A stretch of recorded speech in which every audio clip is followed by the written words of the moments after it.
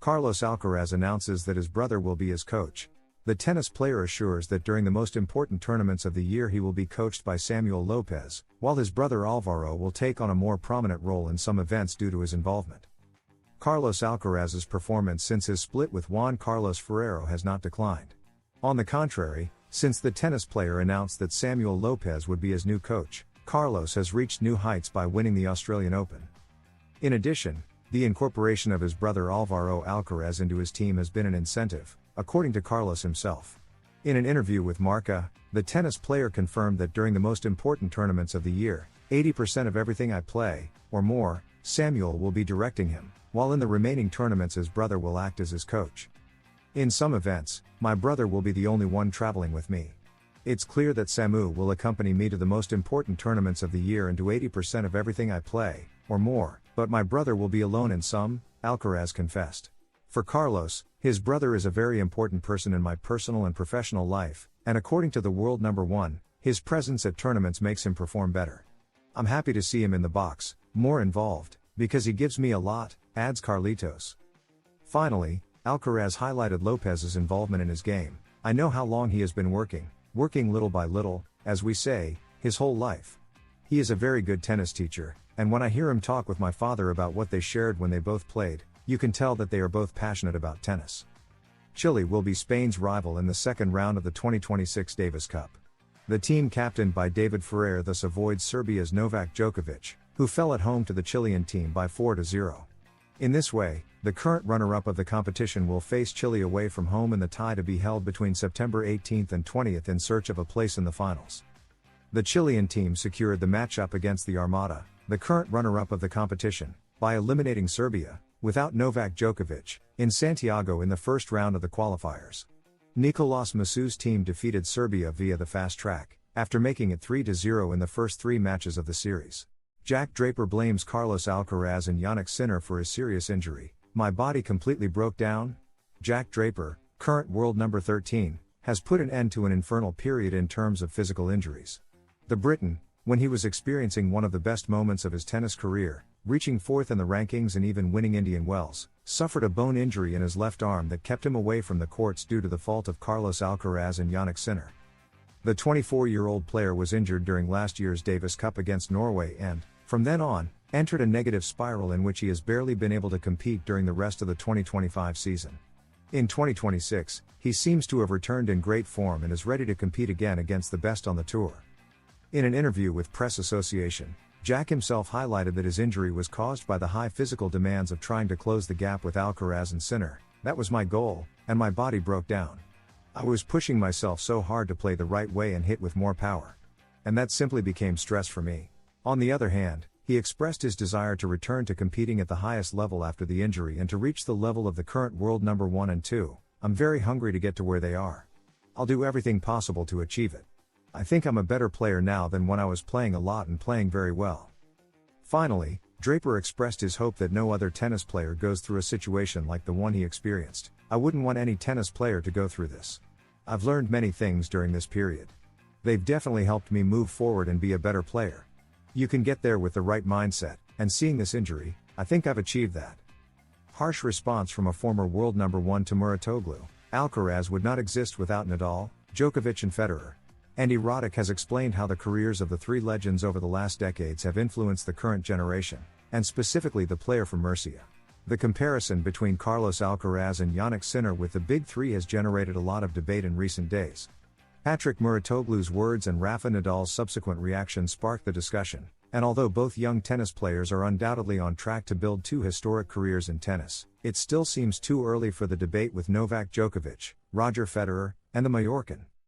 At least that is the opinion of Andy Roddick, former ATP world number 1 in 2003, who stated that the comparison should not become something controversial. The former American tennis player argued that Alcaraz would not exist without Federer, Nadal, and Djokovic, whom the Mercian would have looked up to in order to become the player he is today. He watched them. He absorbed them. He literally incorporated Novak's serve mechanics into his own. Each generation builds on the previous one. That's progress. That's evolution, Andy Roddick commented on the latest episode of Serve Podcast. These are the feelings of one of the greatest servers in the history of the sport.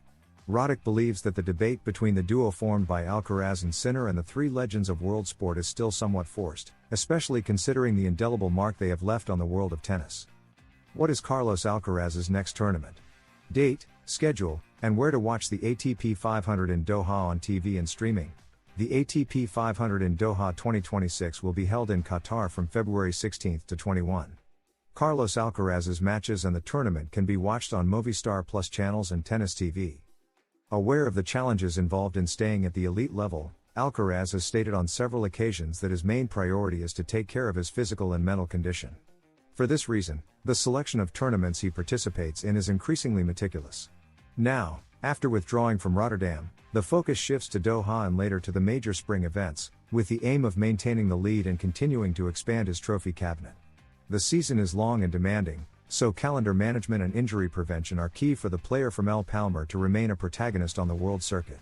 Rafael Nadal acknowledges Novak Djokovic as the greatest of all time after the Australian final. Spanish tennis player Rafael Nadal has publicly stated that Novak Djokovic is the greatest player in the history of the sport, based on the records accumulated by the Serbian over recent decades.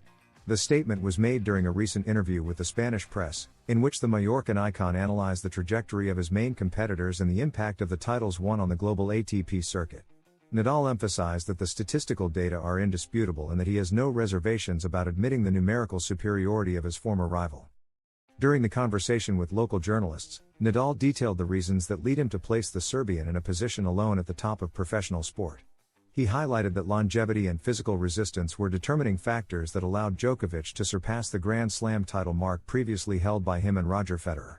Nadal's analysis takes into account not only Djokovic's refined technique, but also the emotional and physical recovery capacity that the current world number 3 has demonstrated at crucial moments in his career.